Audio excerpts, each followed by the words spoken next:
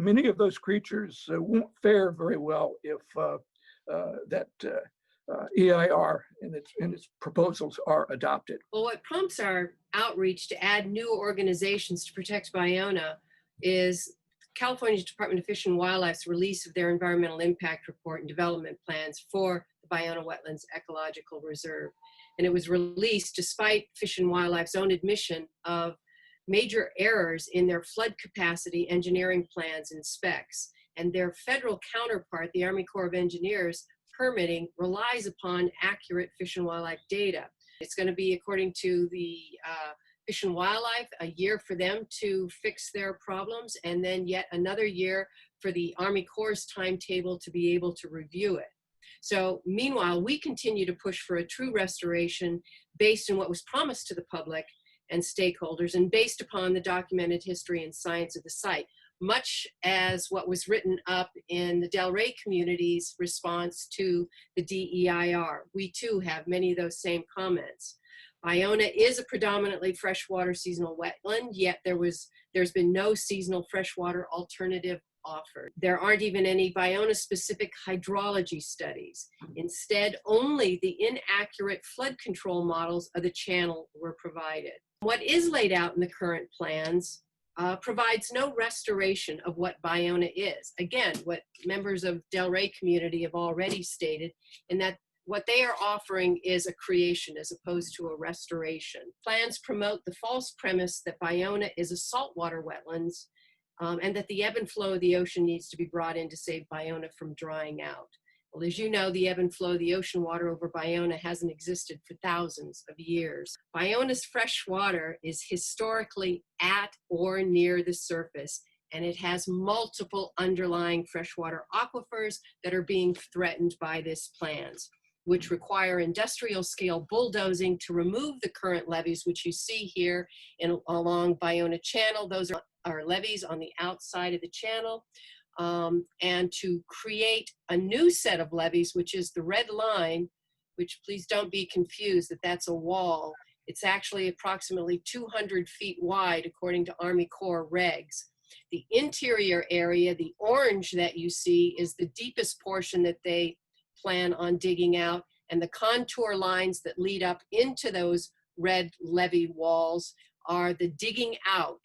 And that soil will then be placed where those yellow areas are, and they are considered to be berms. Look at even the brown on here, you'll see that it acts as a stopgap for water that might come in during a tsunami. If you see this brown area, it looks as though it's a flood control project for the Playa Vista site, number one. You also raised concerns about is SoCalGas's underground gas storage operations. That peach area that you see there is all of their area of influence. That's what they fess up to, at least at this point. And Playa Vista is on the right.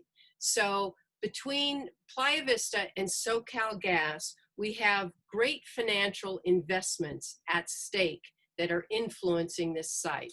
The effort, just as a background for that, is, and again, also to remind you that Ballona is a unique site offering rare grasslands, uplands, and the predominantly seasonal freshwater wetlands, which are very, very rare to our coastlines because virtually all of them, as Margot Griswold says, they've homogenized the coast to turn them into saltwater wetlands. We are now working to save this from corporate interests and agencies partnering with those interests.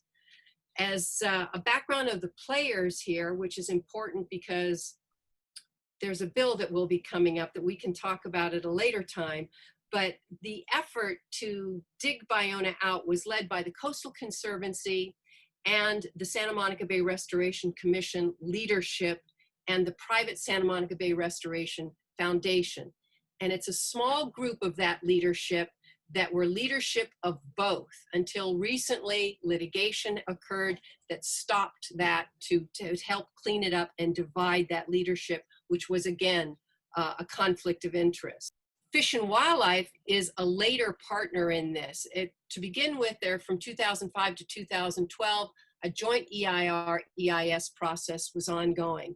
And it it basically started to exclude the public more and more. And as time went on, these players from the Bay Foundation, in particular, the leadership there tried to go another way. And that other way was to create a new process under the Water Resource Development Act, which basically put the Corps in a position of only dealing with the levees themselves. This shows you the layout of the land. You have area A, B, and C that we fought for years. And Playa Vista was area D, which we did lose to Playa Vista. We were also able to secure the highest protective status, which is that of an ecological reserve. And again, your board members or your membership, at least in your comments to the EIR, made strong input into maintaining the wildlife aspects of this site. There's a watershed map or another map. You can see the Del Rey community up there over on the right, which if you follow the area, you are pretty much just west of Lincoln Boulevard for the most part. But this map shows you your context of where you are in the mix of things. This is another map, again, showing your location, which if you're familiar with this, we can move on quickly. Again, Playa Vista is in the peach over there on the right, and SoCalGas underlies much of this area and all your various marinas and so on. Here in 1999, Grassroots Coalition went to the Department of Building and Safety to alert and provide our data regarding our concerns of the oil field outgassing in Ballona from the Playa del Rey oil field, and SoCalGas's underground gas storage operations. Building and Safety then set precedents by securing an out-of-state, trying to get rid of conflict of interest again, to act as a peer reviewer of data and ultimately as the city's peer reviewer performing their own gas studies. And this is the result of that study, this mapping that they did, which shows a general description of where SoCalGas underground gas storage is versus all of these blobs that are some of the highest outgassing areas in the country. And as a result of this, the city determined that no residential was to be allowed west of Lincoln Boulevard due to the hazards of building directly over the gas storage operations of SoCalGas. Playa Vista leadership was also in the process of selling the land, and they worked to that end, which they've secured their price of $140 million, and we acquired these wetlands. Here's another historic map with color overlays. This is a map from when there was the Friends of Ballona had their lawsuit, which started in the 80s, that culminated in 1990 with the settlement agreement. But as you can see from this land use plan, the areas that's dot was already slated to remain as parkland.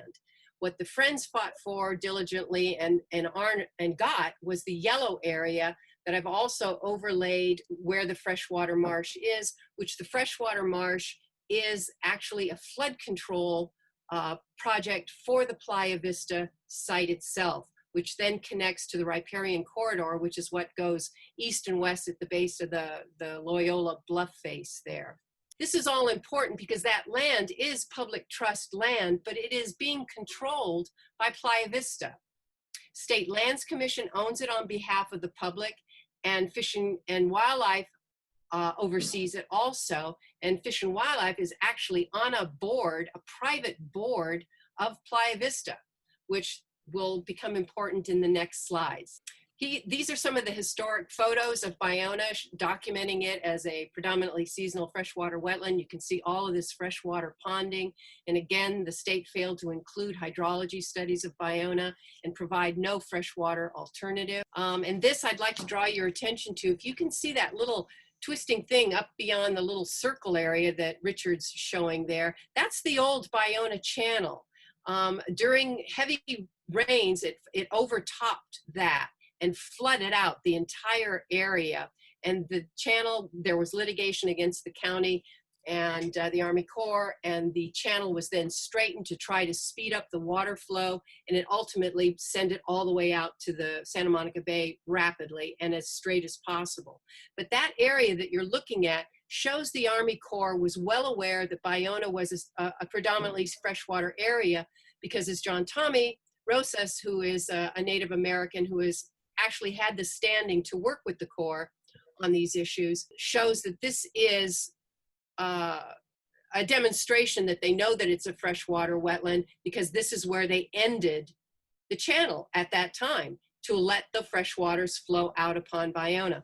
I'd also like you to pay attention to how narrow that beach is down there. I'm going to show you a slide of what actually happened to the sands in the Marina, contrary to what the EIR says. And also that opening there out to the ocean is man-made. And but for keeping that opening by man-made dredging, it would fill up. Also, I want to bring your attention to the oil well that's on Jefferson and Lincoln there. That is University City Syndicate. I'm going to show you a picture now. It's in the freshwater marsh area of how it's outgassing over top of that area, which is another problem area. Here's some of the pictures of showing it's a freshwater seasonal wetland. That's freshwater, pickleweed. Next slide, showing pollywog eggs, frogs. Frogs only survive in freshwater. They'll all die if this gets turned into salt water, and those are the eggs. And this is a picture from the Department of Water Resources showing the underlying freshwater aquifers of Ballona. So for them to actually dig Ballona out and let that Pacific Ocean water in, they would be violating the laws that you see below, we believe, because this is, it's a violation to harm these freshwater aquifers. In addition to that, the LA Regional Water Quality Control Board cites it as potential drinking water. But legally, it is classified as drinking water. And in a recent Prop 65 case against SoCalGas that found that SoCalGas had contaminated the aquifer in a portion, the settlement agreement for that, SoCalGas states that if that groundwater quality changes, and it would if they dug it out and let all that saltwater influx, SoCalGas would no longer have to remediate its contamination to a drinking water standard level. Once again, you have a very high financial investment at stake. Behooves them to allow that saltwater intrusion into there, because it will not be just those wells, but any and all wells that are found leaking afterwards. And certainly we have a lot of documentation of their wells leaking due to saltwater corrosion at depth, and it would add to the corrosion and so on and so forth. This is a diagram showing how much water that the water board allows to be pumped out under the Howard Hughes site for the cleanup of that contamination. This water is sent, if it was used on Ballona, this is a diagram showing ½ inch of water for this area daily. Now, the water is now sent into the freshwater marsh, which is shown here on the right along Lincoln Boulevard there.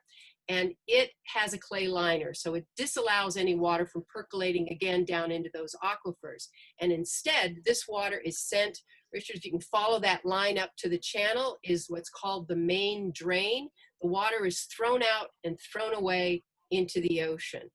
And I'm going to be showing you next pumped groundwater from Playa Vista's gas mitigation system. And in order to keep these systems working, you have to keep the groundwater out of them.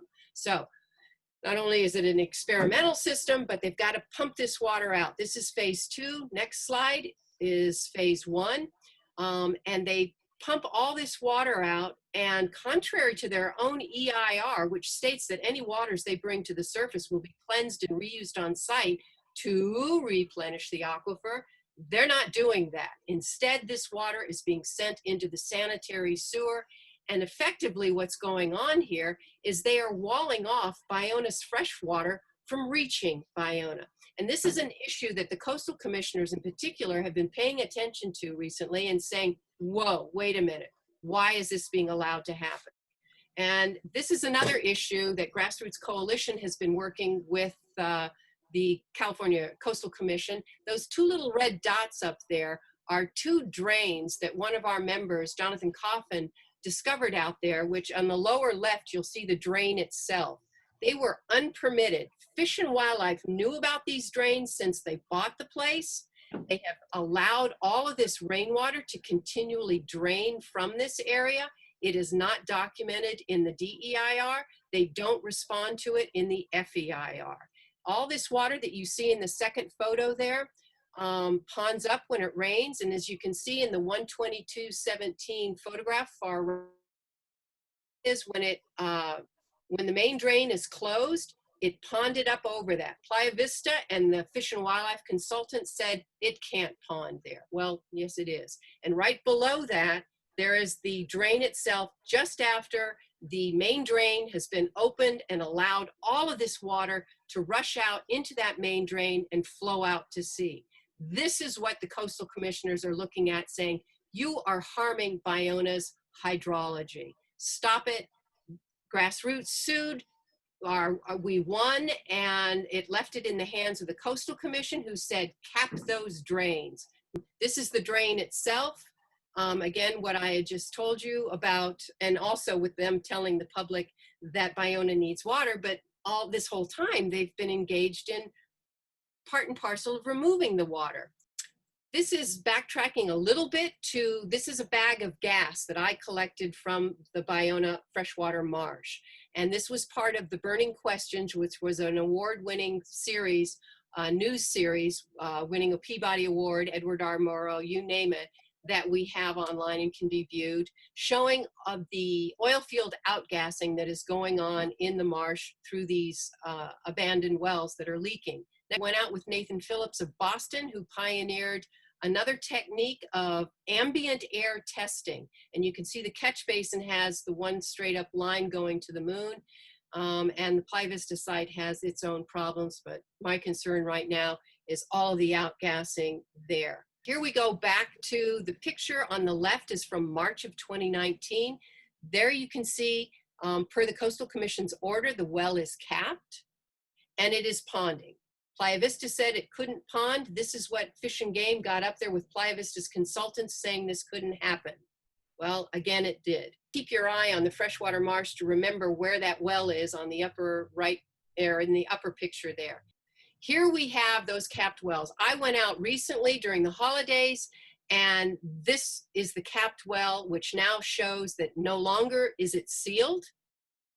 It is outgassing oil field gases. I've taken a meter out there to show that it's volatile gases coming out of there. Something for which Playa Vista says cannot happen, which Fish and Wildlife through Playa Vista's consultant says would never happen. Can't act as a secondary collector zone, and yet it is. This is a dangerous situation that Exploration Technologies I'm still in touch with, and I've sent all of this information to them. I've sent it to CalGEM, to the Water Board, to the Coastal Commission, and ETI and their colleagues have stated that this is a very dangerous situation that is going on right now, and we are asking them to address it. Here is in 2001, we know that ETI asked for University City Syndicate to be abandoned properly because they found low gas coming up from that area. The city capitulated, had Playa Vista re-abandon it.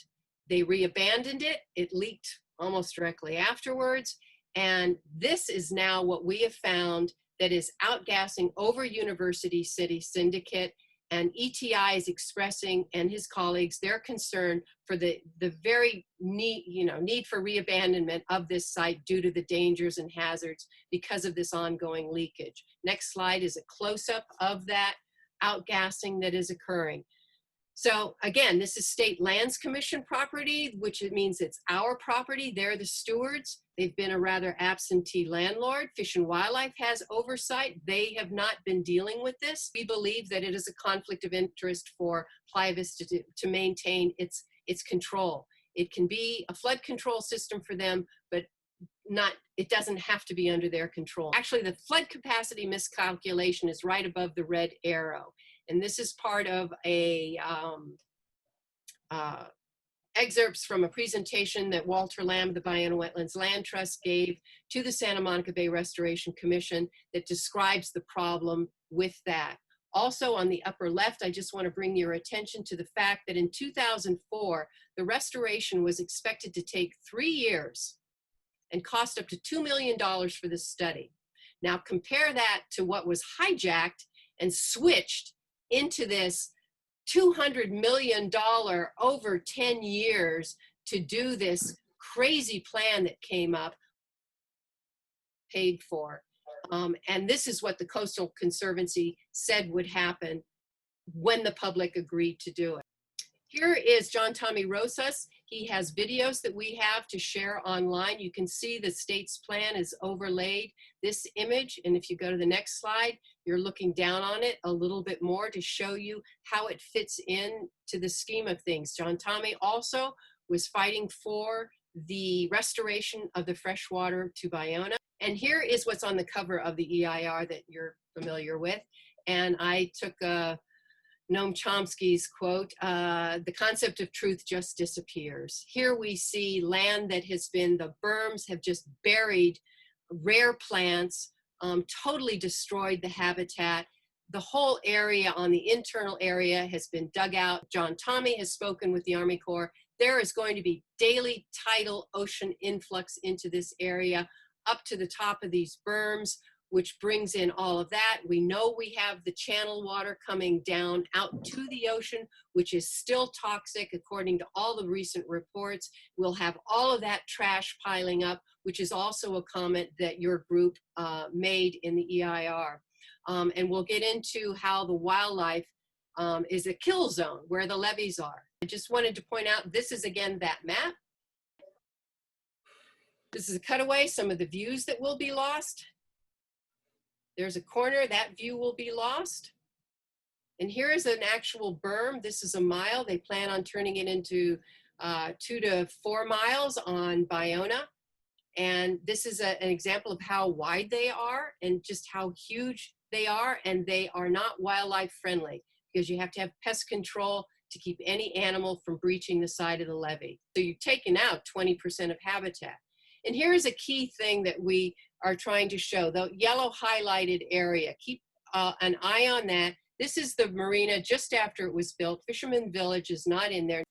This is a picture on top of when the marina was being created. This is below. And the same raised roadways are the same raised roadways as you see in the lower picture. The fill that Fish and Wildlife has claimed is out there is a myth, and they have provided no data support. And they use it as an excuse to dig it out. Here again is a slide, and we can quickly roll past this, that shows how the beaches were expanded with marina fill, and then we get to the access. And the fact is, they're talking about access. As you said in your thing, we have a lot of access already. We can use the roadways, and we can use the channel itself for all the universities that use it for rowing events. We have raised roadways inside that we can use to take wildlife sensitive tours. There's a roadway on the inside, the north side of the bike path actually, that is also available. Yeah, there's our bikers with our masks. Can we protect Ballona? And a final slide that just shows some of our sources for you to go to. And that's that. I'll give you 5 minutes for questions. I know Elizabeth had a list of questions. She's on the call. Well, we have time after this also that we can always answer questions. We'll probably have to get back to you with a lot of stuff. I thought Elizabeth was going to be here. She's on the call. Elizabeth Pollock? Yes. Yes, we had a couple of questions. What happens at this point? We have the final EIR. We're waiting on the Army Corps of Engineers statement, but what should we be doing right now? That's one question. And then the second question is, of the alternatives that were proposed, what does the Airport Marina group of the Sierra Club want, if anything? You know, in other words, what quick and dirty, what does the Airport Marina group want? Number one, we've given you a resolution that we would like you to support. The other thing is that time-wise, we have asked the Fish and Wildlife to alert us if they are going to certify their final EIR. And until they do certify it, there is no lawsuit. In other words, that does start the timeline for suing them on this. In the meantime, what we have been doing all this time is to ask them to prepare another alternative. There are so many irregularities and things wrong with their EIR, and it's self-admittedly on their part, that they really should rescind it and redistribute it after corrections are made and to include a freshwater alternative. So that's what we continue to ask for. And what we would like to work with you on is from an elected standpoint, get Fish and Game into a position of sitting down and talking to us the way they are supposed to be sitting down and talking to us to go over this. Because even in their own FEIR, they specifically state of those alternatives that they do provide, they claim they haven't got a preferred alternative. And according to CEQA, you can't even give out an EIR unless you show a preferred alternative for the public to make a decision upon. It's too confusing. So, I mean, that is the basis of even what LA Audubon and we have stated to them, is they haven't even provided that. They keep playing this game of, well, we're thinking about this, we're thinking about that, but that's great. Let's get back to the table. And that's what we would like your help with also, getting back to that table. Patricia, this is Holland Van Akron. I have a quick question as a follow-up. Does the Sierra Club have an alternative proposition in mind for the future of the Ballona wetlands? Yes, to include the seasonal freshwater alternative. And we have, number one, we would like the water restored that Playa Vista has been walling off. Fish and Game has a stream bed agreement with them. They need to be enforcing that. The Coastal Commission has stated that if we can show that they are harming Ballona, which we've done that step so far with the drains, and we're moving on from there, that they can step in and stop that walling off of the fresh water. And we need to have Fish and Game recognize this. And at various meetings, they are claiming we're working to try and fix this. But it's the whole premise of their EIR, is that it's drying out. And therefore, they need to bring in the salt water, which is a false premise when this is a predominantly seasonal freshwater wetland, and it has fresh waters. Did that answer your question? It did, yes, thank you. It's a lot of administrative work that we're trying to do before suing. Thank you for your, somebody else. Rebecca? Hi, I'm a lay person here, so I don't come on very often, but I wanted to say I love what you did. It's an amazing presentation. What can people like us in Delray do? What can we as regular citizens do to help support this? We gave you a fact sheet that would help give you, just a sort of a bullet point to spread that out or to others, but also to have your support to sign on to our resolution that we have would be helpful. It's kind of a guideline for where we're going with this. And we would like to then be able to discuss with you, how do we work this out? Because there are things that we have been doing between lawsuits in between that are working and opening up this picture. But we need to talk to our electeds, have their support in drawing these issues out into the light of day, and to get these entities to, and mainly right now because it's Fish and Game, to get this. Right now, we know from internal memos and things, the county doesn't want the liability of this. The Army Corps definitely doesn't want the liabilities of having to deal with this.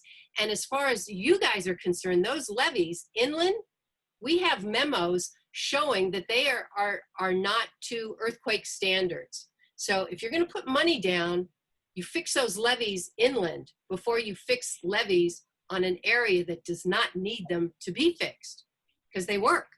So there are all kinds of different strategies that can be used. And we've spent years and years doing investigative work on all of this. And frankly, Grassroots has litigated, Sierra Club has supported us, and Grassroots has never lost a lawsuit. I just don't like to do it because it's stressful. We've been right. And these are the issues we want to see the light of day and to have Fish and Game be responsive to them. Okay, thank you very much. We'll go ahead and we'll have a discussion later about this. So for right now, just thank you for the presentation. We're going to go ahead and go on with our meeting.